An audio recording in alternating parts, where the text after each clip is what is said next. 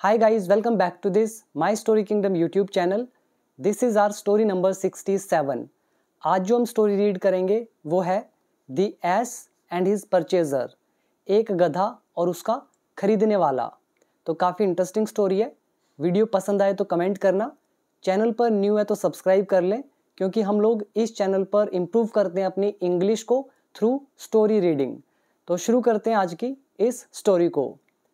देखो स्टोरी इस तरह से है। वंस एक बार, देयर वॉज अ मैन, एक आदमी था, who was in the business, जो व्यापार में था। कौन सा व्यापार? Of sale and purchase, sale और परचेज के, मतलब बेचने और खरीदने के। किसको? ऑफ एसेस, मतलब गधों को। तो एक बार एक आदमी था जो गधों को खरीदने और बेचने के धंधे में था। यहाँ पे आप लोग याद करेंगे इन द बिजनेस ऑफ समथिंग, किसी चीज के काम धंधे में होना। ये हमारी प्रेपोजिशनल फ्रेज है। एशेज का मतलब हो गए गधे। और यहाँ पे अगर टेंस की बात करें, देयर सब्जेक्ट है, मैन हमारा नाउन है, नाउन है तो लगा दिया इसके साथ आर्टिकल, और वॉज लग गया हेल्पिंग वर्ब। ये हमारा देयर का चैप्टर। हु यहाँ पर रिलेटिव प्रोनाउन है, एडिशनल इंफॉर्मेशन दिखा रहा है मैन के बारे में। हु यहाँ सब्जेक्ट का भी काम कर रहा है, वॉज लगी है हेल्पिंग वर्ब। तो ये हमारा रूल का ब्रेकडाउन। इसके बाद वन डे, एक दिन, ही डिसाइडेड, उसने फैसला किया, to buy one more ass, एक और गधे को खरीदने का। यहाँ पे ही डिसाइडेड हमारा है पास्ट इंडेफिनिट टेंस। आगे लिखा है ही वेंट, वह गया, टू द मार्केट, बाजार। देयर, वहां, ही केम अक्रॉस अ डोंकी, उससे एक गधा मिला। कम अक्रॉस का मतलब होता है मिलना, कोई अचानक से कोई चीज़ मिलती है तो हम कम अक्रॉस का यूज़ करते हैं। लाइक मान लो कि मैं एक डिक्शनरी पढ़ रहा था, उसमें मुझे कुछ अच्छा वर्ड मिला तो मैं कहूँगा आई फाउंड दिस वर्ड, या I came across this word while reading a dictionary. तो केम अक्रॉस, अचानक से मिलना। देयर, वहाँ, ही केम अक्रॉस अ डोंकी, उसे एक गधा मिला। टेंस है पास्ट इंडेफिनिट। इसके बाद हमारा अगला सेंटेंस जो है यहाँ से लेकर यहाँ तक बहुत ही इंपॉर्टेंट है। इसको मैं आपको अभी ब्रेक करके दिखाऊंगा कि किस तरह से ये जो इनडायरेक्ट नरेशन में ये लिखा हुआ है, इसको डायरेक्ट में कैसे लिखेंगे। ये हमारे नरेशन के रूल होते हैं। अगर आपने इंग्लिश अभी तक नहीं सीखी है और बिना सीखे अगर आप इसको समझने की कोशिश करेंगे जो अभी मैं बताने वाला हूँ, तो आपके दिमाग के ऊपर से जाएगा। तो बेटर है कि पहले इंग्लिश आनी चाहिए। जब इंग्लिश के सारे रूल आपको आ जाते हैं उसके बाद ही ये स्टोरीज वगैरह आपको पढ़नी चाहिए। और मैं तो ऑलरेडी इंग्लिश सिखा चुका हूँ, 500 से ज़्यादा वीडियोस है, स्टेप बाय स्टेप, बेसिक से लेकर एडवांस्ड लेवल तक। उसी के बाद हमने स्टोरी पढ़ना शुरू किया है और आप देख भी पा रहे हैं कि जो जो रूल हमने सीखे हैं A to Z वही यूज़ हो रहे हैं। चाहे आप न्यूज़पेपर पढ़ो, एस्से राइटिंग करो, स्पीकिंग करो, स्टोरी पढ़ो, so everywhere you will find my rules. तो अगर सीखना चाहते हो तो आप ऐप डाउनलोड कर लेना, बिकम इंग्लिश चैंपियन। लिंक दे रखा है नीचे डिस्क्रिप्शन बॉक्स में। उसमें मेरा कोर्स है, कंप्लीट कोर्स, 1 ईयर का भी है, लाइफ टाइम का भी है, जो आपको प्रेफरेबल लगे आप ज्वाइन कर सकते हो। तो पहले सीखना फिर स्टोरी पढ़ना, मज़ा आएगा। अब देखो मैं ब्रेक करके दिखाता हूँ ये है क्या। पहले पढ़ते हैं। ही आस्क्ड द ओनर, उसने मालिक से कहा, if he would be allowed, क्या उसे आज्ञा दी जाएगी, to take the donkey home, गधे को घर ले जाने की, ऑन अ ट्रायल, ट्रायल पर मतलब टेस्ट करने के लिए, टू सी, अब ट्रायल पे क्यों? देखने के लिए। टू सी, क्या देखने के लिए? व्हाट इट वाज लाइक, कि ये कैसा है। ये हमारा जो लिखा हुआ है इसको बोलते हैं डायरेक्ट नरेशन, जो है उसका इनडायरेक्ट पार्ट, मतलब इनडायरेक्ट नरेशन में ये लिखा हुआ है। इसको डायरेक्ट में कैसे लिखते, इसको ब्रेक डाउन करके मैं आपको दिखाता हूँ, ध्यान देना। He said to the owner, उसने मालिक से कहा। अब ये है डायरेक्ट नरेशन। हम डबल इन्वर्टेड कोमास के बीच में लिखेंगे किसी की कही हुई एग्जैक्ट बात, उसके जो भी शब्द थे जो उसके मुंह से निकले थे एग्जैक्ट, वो हम इसके बीच में लिखते हैं। said to लिखा है तो ये हमारा है इनडायरेक्ट नरेशन। तो उसने क्या बोला? विल आई बी अलाउड, क्या मुझे आज्ञा दी जाएगी। उसके आगे जो भी सेंटेंस था, to take the donkey home on a trial, to see, to see यहाँ तक same, what it was like ऐसे लिखा था, तो इट वॉज का हो जाएगा इज, इट इज लाइक। तो ये उसके रहे होंगे एग्जैक्ट वर्ड। अब इसको ब्रेक डाउन करते हैं इनडायरेक्ट नरेशन में, यानी कि किसी की कही हुई बात लेकिन हमारे खुद के शब्दों में। इसको जब हम चेंज करते हैं, ये सेड टू हमारा बदल जाता है आस्क्ड के अंदर। तो ये हो गया ही आस्क्ड द ऑनर, उसने मालिक से कहा। अब आस्क का मतलब पूछना होता है, लेकिन मैं यहाँ पे क्या बोल रहा हूँ, कहा, लेकिन कहना तो से होता है, तो ये से ही बना हुआ है आस्क। तो आस्क का मतलब पूछना नहीं होगा, कहना होगा यहाँ पे, ठीक है। सैड टू बदल गया आस्क्ड के अंदर। फिर जब हम ये डबल इन्वर्टेड कॉमाज हटाते हैं पॉजिटिव नेगेटिव सेंटेंस में, तो हम दैट का यूज़ करते हैं, लेकिन यहाँ दैट भी नहीं आएगा। क्यों? क्योंकि ये सेंटेंस देखो क्या से स्टार्ट होने वाला है, इंटेरोगेटिव सेंटेंस। तो जो भी सेंटेंस हमारा हिंदी में क्या से स्टार्ट होता है, तो हम इफ़ का यूज़ करते हैं डबल इन्वर्टेड कॉमाज हटाने के लिए, या फिर यूज़ करते हैं वेदर का। क्लियर हुआ? कोई भी लगा सकते हो दोनों में से। उसके बाद अब उस व्यक्ति ने अपने लिए कहा होगा आई, विल आई बी अलाउड, क्या मुझे आज्ञा दी जाएगी। अब उसने तो अपने लिए आई कहा, लेकिन मैं इनडायरेक्ट में आपको आगे बता रहा हूँ कि उसने क्या कहा, उसके शब्द अपने शब्दों में। तो आई किस में बदलेगा, ये ही है, तो यहाँ पे आ जाएगा ही, और विल बदल जाएगा हमारा वुड बी के अंदर, आगे सारा सेम रहेगा। उसके बाद ये वट लिखा है, फिर इट लिखा है, फिर इज लगा है, इज का क्या हो जाएगा वॉज। तो एक स्टेप हम डाउन जाते हैं, तो ये हो जाती है उसकी ट्रांसलेशन एग्जैक्ट। अब समझ आया इफ़ कैसे आया। अब मैं आपको वेरीफाई भी करवाता हूँ। तो देखो he asked the owner if he would be allowed. अब ऊपर पढ़ो, he asked the owner if he would be allowed, आगे सेम। उसके बाद ये जो वट वाला है यहाँ पे क्या लगा दिया, was. So this is called indirect narration. बड़ी ही आसान होती है, बस थोड़ा टाइम लगता है सीखने में। ऐसा मत सोचना 1-2 दिन में आ जाएगा, कम से कम 15 से 20 दिन लग जाता है इसको अच्छे से समझने में। एक दिन में तो कराना बहुत आसान सी बात है, लेकिन दिमाग में नहीं बैठता है, इसीलिए आपको सीखना ज़रूरी है। तो मैंने आपको ब्रेक डाउन करके दिखा दिया कि ये हमारा कैसे आया। और अगर ध्यान से देखो तो ही ऑब्जेक्ट है, अलाउड वर्ब की थर्ड फॉर्म है, तो ये हमारा फ्यूचर इंडेफिनिट टेंस था, और हमने उसको कर दिया वुड बी। आगे क्या लिखा है, the owner gave the man his permission. जो ऑनर है उसने दे दी आज्ञा उस आदमी को। ये पास्ट इंडेफिनिट। यहाँ तक क्लियर हो गया सब कुछ। इसमें जो वर्ड मीनिंग थे वो आप याद करें। पहला है डिसाइड, फैसला करना। कम अक्रॉस, अचानक से मिलना। ऑन अ ट्रायल, ये तो सिंपल है, आप भी ट्रायल लेते हो कई चीज़ों का, मतलब उसको ट्राई करके देखते हो, टेस्ट करके देखते हो। और बाकी इसमें कुछ खास वर्ड मीनिंग नहीं है, बस रूल हमारे यूज हो रहे हैं। फिर क्या हुआ, when the man reached home, जब आदमी पहुंचा घर। ये व्हेन लगा है, इसके बाद पास्ट इंडेफिनिट, तो ये हमारा पास्ट कॉम्बिनेशन का लेसन। तो जब वो घर पहुंचा, he put the donkey into the stable, उसने गधे को स्टेबल में डाल दिया। स्टेबल मतलब अस्तबल, मतलब जहाँ पे घोड़े गधों को रखा जाता है, अस्तबल बोलते हैं उसको, स्टेबल। तो उसने भी गधे को कहाँ पे पुट किया, स्टेबल में। Along with the other asses, दूसरे गधों के साथ। यहाँ ही सब्जेक्ट है, पुट यहाँ पे वर्ब की सेकंड फॉर्म। पुट का तीनों फॉर्म सेम रहता है, तो पास्ट इंडेफिनिट। ओवरऑल टेंस है पास्ट कॉम्बिनेशन। आगे लिखा है the new Qamar took a look around, तो उसने आसपास देखा। न्यू कमर मतलब गधे के लिए यूज किया गया है, जो भी नया आया हुआ होता है उसको कहते हैं न्यू कमर। तो इसने टुक अ लुक, उसने देखा। अराउंड मतलब इर्द गिर्द। ये हमारी वर्ब है टेक अ लुक, मतलब देखना। सेकंड फॉर्म आ गई टुक, तो पास्ट इंडेफिनिट। तो उसने इर्द गिर्द देखा, आसपास देखा। इट इमीडिएटली वेंट, वो तुरंत चला गया।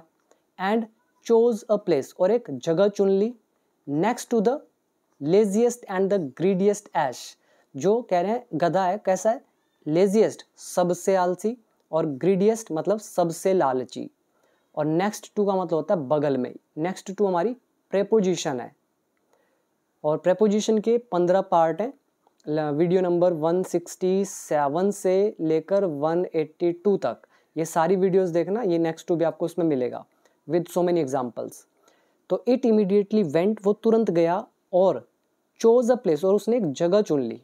कौन सी जगह कह रहे हैं, नेक्स्ट टू द मतलब बगल में। किसके, ये जो सबसे आलसी और सबसे लालची गधा है इन द स्टेबल, अस्तबल में, तो उसके बगल में।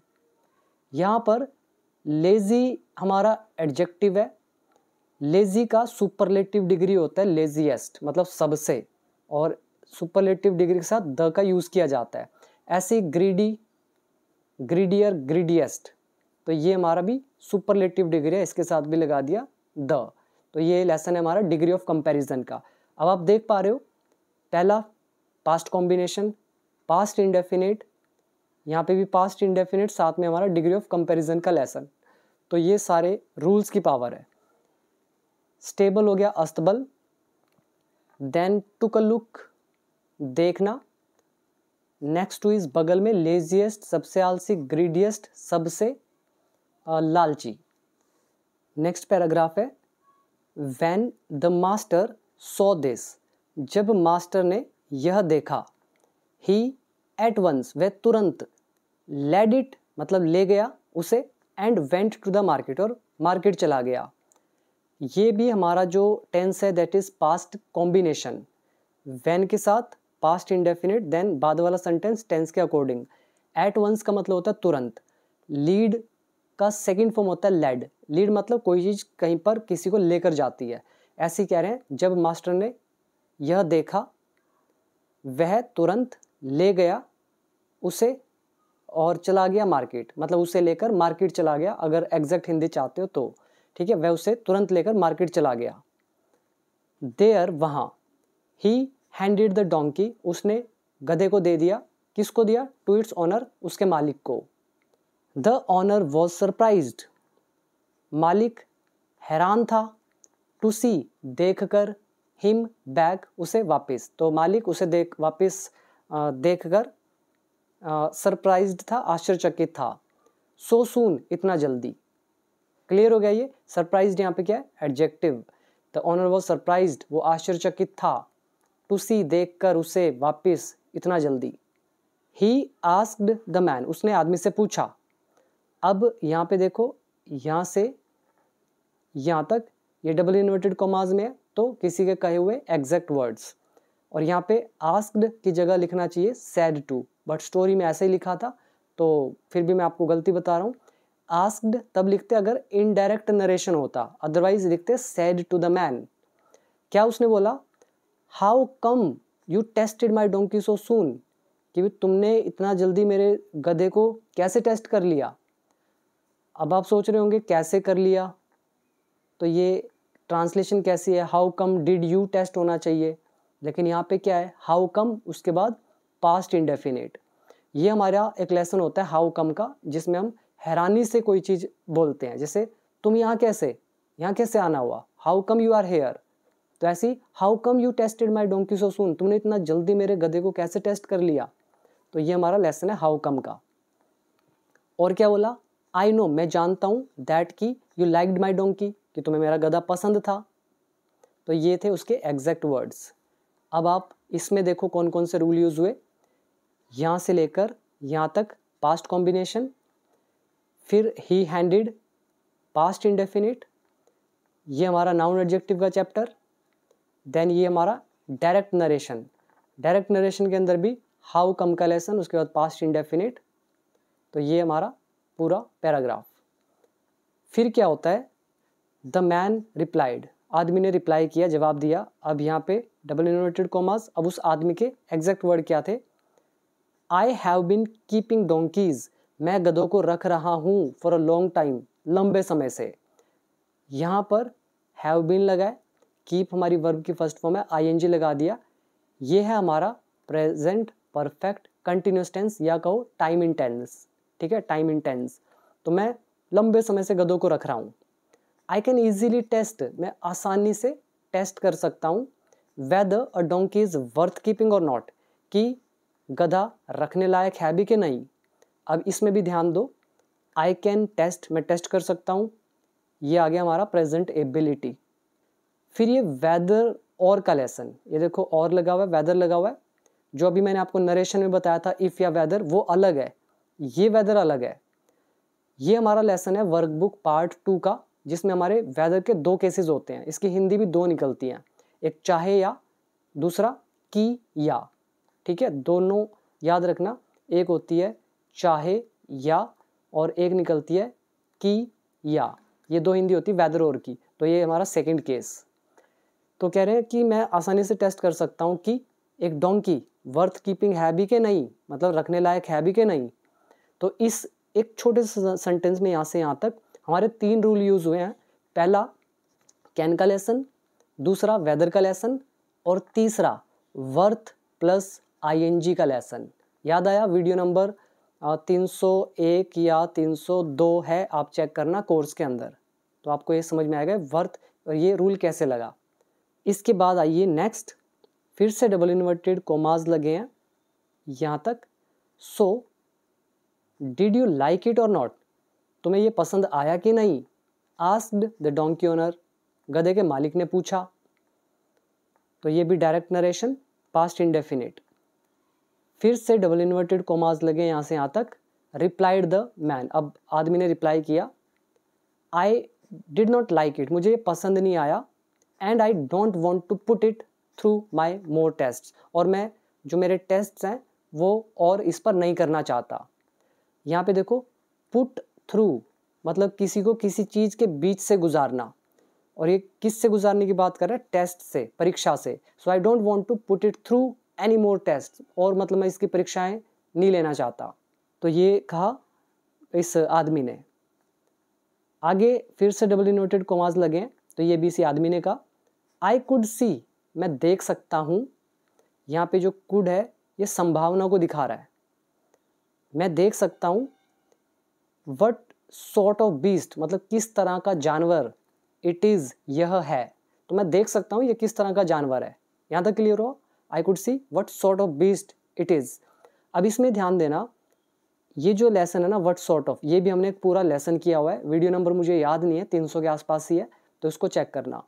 तो मैं देख सकता हूँ किस तरह का ये जानवर है, ठीक है। बीस्ट इट इज़ कैसे कैसे मतलब ये जज कर रहा है? फ्रॉम द कंपेनियन, साथी से। कंपेनियन होता साथी। इट चोज, जो इसने चुना, ठीक है। तो कह रहा है आई कुड सी, मैं देख सकता हूँ किस तरह का जानवर है ये। किस चीज़ से देख सकता हूँ? इसके साथी से। इट चोज, जो इसने चुना, फॉर इट सेल्फ, खुद के लिए। क्लियर हो गया सारा यहाँ तक? Now what is the moral of the story? Choose good companions, अच्छे साथी चुनो। ये है इंपेरेटिव सेंटेंस। चूज का सेकंड फॉर्म होता है चोज, जो भी आपने यहाँ पे पढ़ा, ये वाला। अब आओ इसमें वर्ड मीनिंग पे। पहला कंपेनियन, साथी। चूज इज चुनना। व्हाट सॉर्ट ऑफ, किस तरह का। और पुट थ्रू, किसी को किसी चीज से गुजारना। और वर्थ मतलब लायक, और कीप मतलब रखना। इसमें वर्ड मीनिंग कुछ नहीं है, बट इसमें जो रूल यूज हुए हैं वो काफ़ी अच्छे थे। बहुत सारे हमने रूल इसमें चेक किए, तो उम्मीद करता हूँ एक एक पॉइंट आपको समझ में आया होगा। और अब आप अगर चाहें तो मेरा कोर्स ज्वाइन कर सकते हैं। और जो कोर्स है उसमें मैं कोई स्टोरी नहीं पढ़ाता हूँ, स्टोरी तो यहाँ पे पढ़ाता हूँ, वहाँ पे इंग्लिश सिखाता हूँ। और इस तरह से इंग्लिश नहीं सिखाता जैसे अभी स्टोरी में कर करके दिखा रहा हूँ, ऐसे इंग्लिश कभी नहीं आती। ये तरीका उनके लिए होता है जिनको इंग्लिश ऑलरेडी आती है, और उनको वेरीफाई करना होता है कि जो हमने सीखा है वो यूज़ हो भी रहा है कि नहीं। तो पहले इंग्लिश के एक एक कॉन्सेप्ट को सीखें। कोर्स में मैंने कैसे सिखाया है, जैसे ये हमारा एक लेसन है वर्थ प्लस आईएनजी। तो ये पूरा एक लेसन होता है जिसके 15-15, 20-20, 40-40 सेंटेंस मैं आपको दूंगा और बताऊंगा कि किस तरह से ये लेसन यूज़ होगा, आपको कैसे प्रैक्टिस करनी है। तो आपके दिमाग में ये बैठ जाते हैं, और जब आप इनको रीडिंग के टाइम देखोगे तो आपको कॉन्फिडेंस आएगा अलग ही लेवल का। तो ये थी हमारी आज की वीडियो, उम्मीद करता हूँ पसंद आई होगी। तो कमेंट करके ज़रूर बताइएगा, और बाकी लोग ऐप डाउनलोड करके कोर्स ज़रूर ज्वाइन करें, और हो सके तो लाइफ टाइम कोर्स ज्वाइन कीजिएगा, उसमें आपको बहुत कुछ मिलने वाला है। Thank you so much.